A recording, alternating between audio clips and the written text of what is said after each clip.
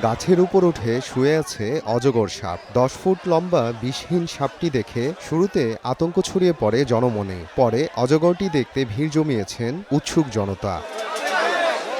কুড়িগ্রাম সদর উপজেলার কাঁঠালবাড়ি ইউনিয়নের আগমনী বাজারের পাশে এক বাড়ির ডুমুর গাছে সাপটি দেখতে পান স্থানীয়রা। জানা যায়, শুক্রবার সকালে শাক তুলতে যাওয়ার সময় গাছটির গোড়ায় অজগর সাপটিকে শুয়ে থাকতে দেখে এক শিশু। ভয়ে সে চিৎকার দিলে আশপাশের লোকজন ছুটে আসে। এ সময় স্থানীয়দের শোরগোলে সাপটি ভয় পেয়ে গাছে উঠে যায়। লোকালয় এলাকায় অজগর সাপের দেখা পাওয়ায় স্থানীয়দের মধ্যে কৌতূহল ও উৎসাহের সৃষ্টি হয়। সকালবেলা একটা ছেলে যাইতে ধরছে, এই সময় দেখে একটা সাপ গাছের মধ্যে ঝুলতেছে। পরে সবাই এলাকাবাসী সবাই মিলে এসে দেখে ওটা একটা অজগর সাপ। এই সাপ সম্ভবত ভারত থেকে বাংলাদেশে প্রবেশ করেছে। এই সাপ 17 সালের বন্যায় প্রবেশ করেছে, না হলে জঙ্গলে ছিল, জঙ্গলে আরও বাচ্চা আছে।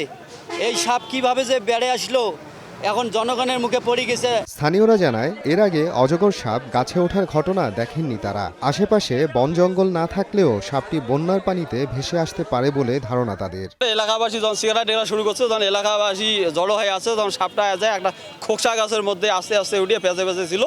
এই যে তখন থেকে উৎসুক জনতার ভিড়, এবং এক পর্যায়ে সাপটা রংপুর থেকে লোক আসি সাপটা ধরার পরে বস্তাত ধরার পরে উৎসুক জনতা সেই সাপুরিয়া বস্তা নিয়ে রানি সাপ না দেখা পর্যন্ত কোনো ক্রমেই তাকে যাইতে দেবে না। সাপটি মূলত 5-6 হাতের মতো হবে, কোনো কিছু খায়নি, আর যে অবস্থায় ছিল ওই অবস্থায় ছিল। পরে রংপুর থেকে লোক এসে, বন বিভাগের লোক এসে, প্রশাসন স্থানীয় লোকজন তাদের হাতে তুলে দিলে। খবর পেয়ে গ্রিন ভিলেজ ফাউন্ডেশনের এক স্বেচ্ছাসেবী সাপটিকে উদ্ধার করেন। পরে বন বিভাগের সহযোগিতায় সাপটিকে বন বিভাগের অফিসে নিয়ে যাওয়া হয়। যেহেতু একটা আতঙ্কের সৃষ্টি হয়েছে, মানুষজন জড়ো হয়েছে, সাপটাকে আমরা উদ্ধার করে কুড়িগ্রাম বন বিভাগের আওতাধীন সংরক্ষণে রাখছি। আমাদের যে বিভাগীয় বন কর্মকর্তার পরামর্শে এবং সামাজিক বনায়ন কুড়িগ্রামের যিনি ভারপ্রাপ্ত কর্মকর্তা রয়েছেন, ওনার দিক নির্দেশনায় আমরা ছেড়ে দেওয়ার ব্যবস্থা করব। বন যেহেতু এদিকে নাই, চিলমারি এবং রাজীবপুর রৌমুড়ির ওইদিকে আছে, আমরা ওইদিকে ছেড়ে দেব। গ্রিন ভয়েস ও বন বিভাগের তথ্য মতে উদ্ধার হওয়া সাপটির বয়স আনুমানিক 10 বছর।